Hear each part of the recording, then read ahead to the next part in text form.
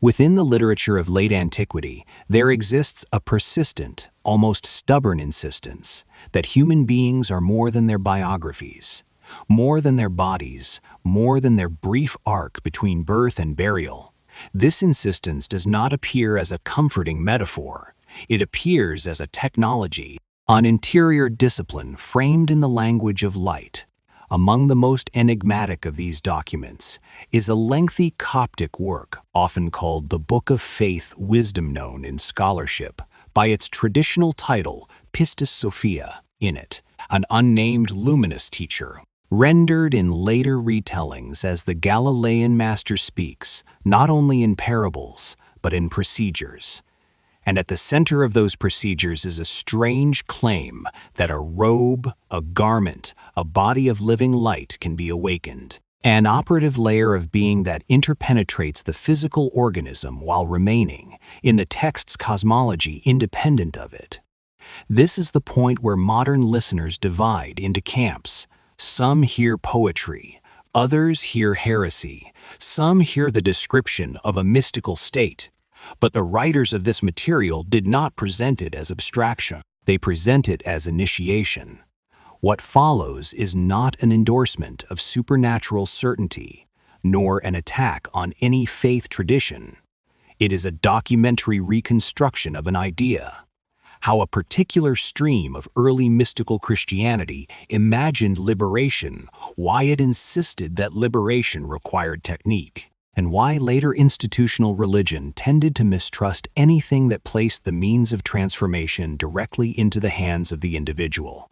Because if there is a single thread running through the most controversial spiritual movements of the ancient Mediterranean, it is this: the fear that direct experience makes intermediaries obsolete.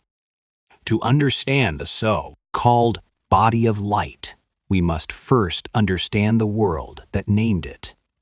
In the cosmology implied by faith wisdom, reality is layered. There is the visible realm of sensation and social order. There is the invisible realm of powers, rulers, and intelligences that shape the conditions of life. And above both is an ultimate source, an undivided unity the text treats as the highest principle. Different schools use different terms. For clarity, we will use a consistent set of epithets. The highest source will be called the One. The architect of the lower world will be called the Artisan.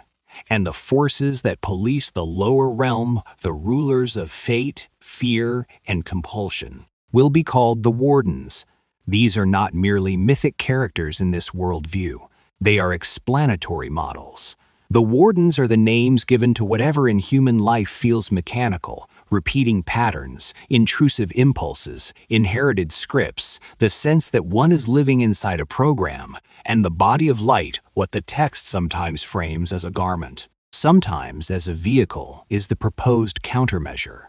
Not an escape fantasy, but a transformation of the operator. Here we reach the first crucial claim of the tradition, that the human being is layered, not singular.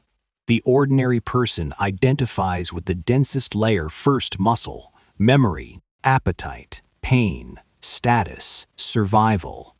This is not condemned. It is simply described as incomplete.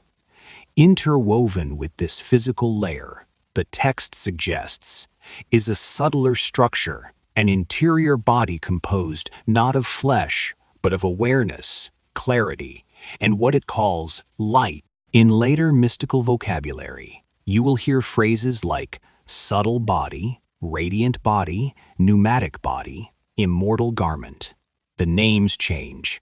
The underlying claim does not, that consciousness can be trained to inhabit more than one register of experience at once. The writers do not frame this as a privilege of the educated.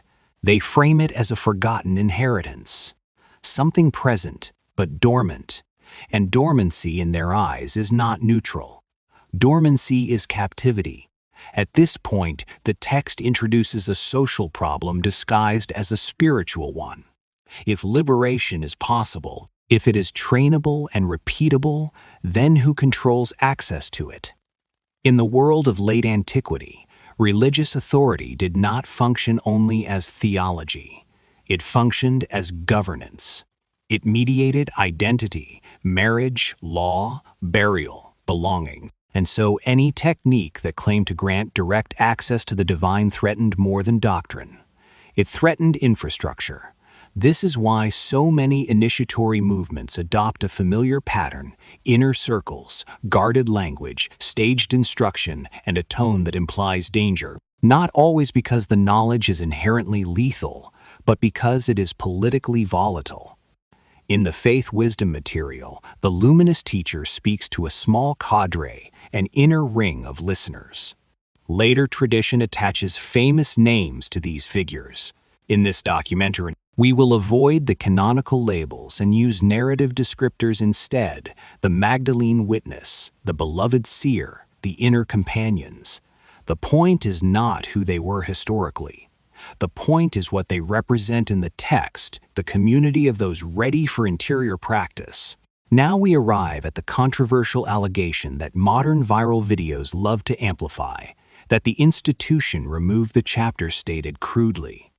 The claim is this: that as religion became empire, the practical instructions for direct transformation were sidelined, labeled dangerous, or excluded, while the moral teachings and devotional structures were preserved.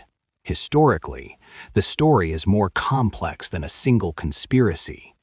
Canon formation was gradual, uneven, and shaped by many pressures: theology, politics, language, geography, and the simple reality that most texts did not survive. But sociologically, the tension is real and recurring. Institutions tend to prefer beliefs that require maintenance. Techniques that produce immediate interior authority are harder to regulate. A person who believes needs a gatekeeper. A person who practices and experiences becomes harder to govern. So what, precisely, is this body of light practice as presented in the tradition? First, we must strip away the modern exaggerations, the promise that you will become untouchable, beyond death, beyond fate, beyond all suffering, after 7 nights of breathing. Ancient texts rarely speak in the language of clinical caution. They speak in the language of initiation, total, absolute sweeping. That is part of their persuasive power.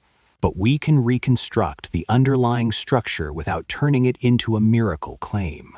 At its core, the practice has 4 movements: recognition, breath, guided visualization, declarative speech, integration of dual attention. This is not unique to one text. Variations appear across contemplative traditions worldwide. What is distinctive here is the framing. The practice is described as a liberation device within a mythic conflict between the spark of the one and the mechanisms of the wardens. Let us begin with the first movement, recognition. The text implies that the deepest prison is not physical matter itself, but identification, what you take yourself to be. The wardens in this mythic psychology do not need chains. They need fixation. They need you to believe you are only what can be measured: body, role, wound, desire, fear. Recognition is the rupture of that spell. The practitioner states internally or aloud that the self exceeds the body, not as a slogan, but as a deliberate reorientation of attention. In modern terms, this is the shift from total immersion to metacognition, the ability to witness experience rather than be consumed by it.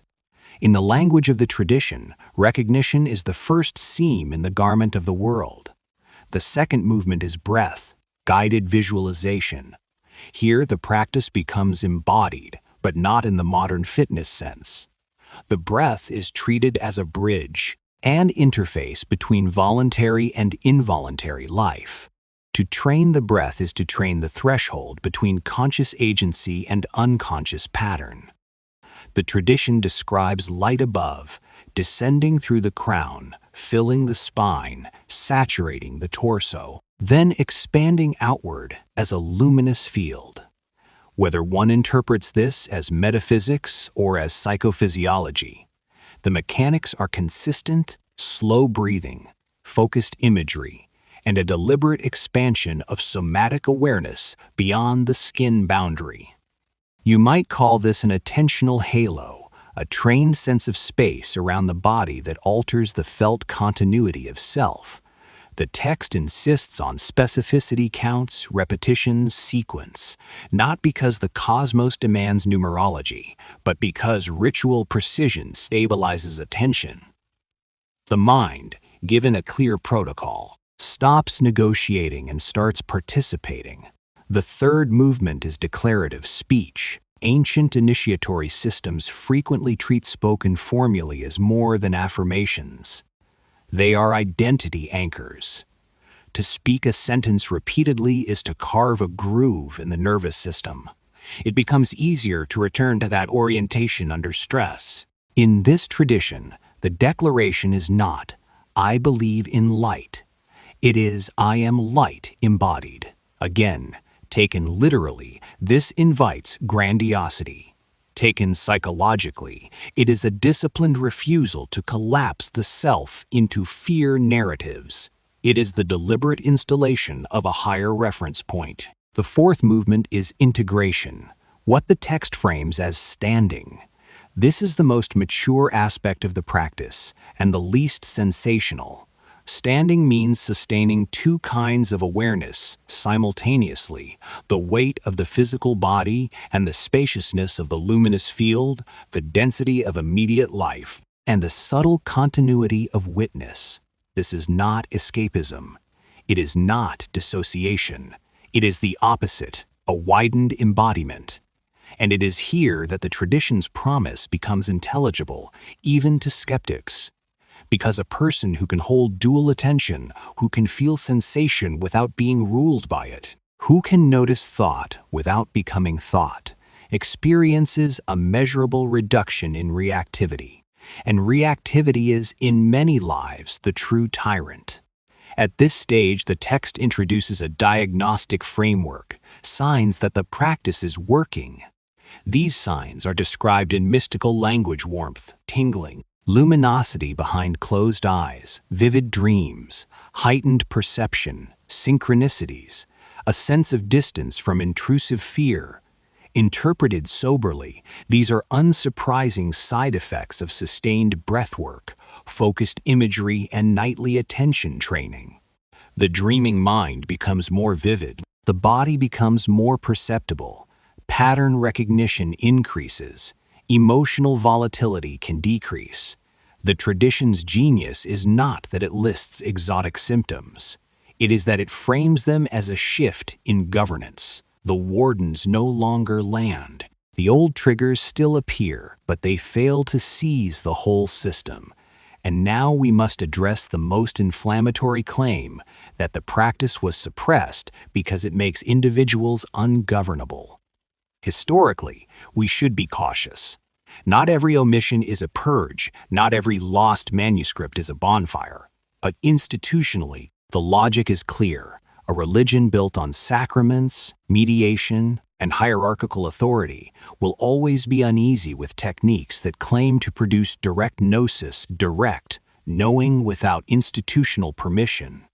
The more immediate the access, the less necessary the gate. This tension appears everywhere, in the suspicion toward mystics, in the policing of visionaries, in the preference for creed over contemplation, and it explains why the most esoteric streams often survive, not as mainstream liturgy, but as marginal texts, copied, hidden, circulated quietly, translated imperfectly, preserved by those willing to live at the edge of orthodoxy. At this point, many modern channels pivot into paranoia, an evil empire, a single council, a secret purge of the real teachings. We will not do that here. A more accurate and more unsettling conclusion is this: large systems select for stability. They reward conformity. They discourage interior sovereignty, even when they preach spiritual freedom. This is not villainy. It is structural gravity. And the body of light tradition, Whether you treat it as metaphysical reality or as symbolic psychology is a direct challenge to structural gravity.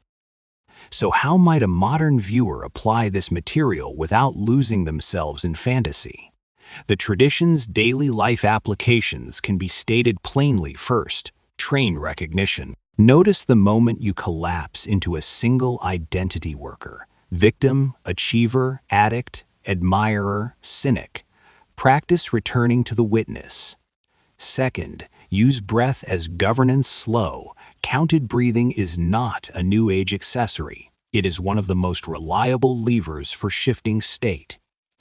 Use speech as installation. Choose one sentence that aligns you with clarity rather than compulsion, and repeat it with discipline, not desperation. Fourth, practice standing. Hold sensation and spaciousness together for a few minutes each day. Feel your feet, and also the room. Feel the heart, and also the silence around it. Whether you name this a light body or a trained consciousness, the effect is the same. You become harder to hook. The ancient writers called those hooks the wardens. Modern psychology might call them complexes, compulsions, or conditioned responses. The names differ. The human predicament does not. And here is the quiet implication that frightened institutions far more than any mythic Archon, that liberation might not require permission, that the sacred might not be a distant throne, but an available depth, that the chapter was never truly removable because it was not ink on a page. It was a capacity in the human system. In the end, the body of light is best understood as an argument that the self is layered, an argument that attention can be trained, an argument that spiritual maturity is not merely believing the right story, but learning to operate differently inside the story. And if that argument is true, even partly, then the old paradigms do not collapse with a revolution.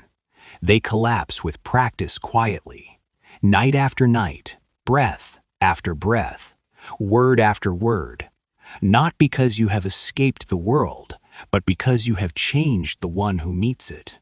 In the language of the ancient text, the garment awakens. In the language of modern life, the nervous system learns freedom. And that, perhaps, is why these writings still haunt the imagination. They do not merely promise meaning. They propose a method that, once taken seriously, shifts the center of authority from the institution to the interior. And for any system built on mediation, that shift is the beginning of the end.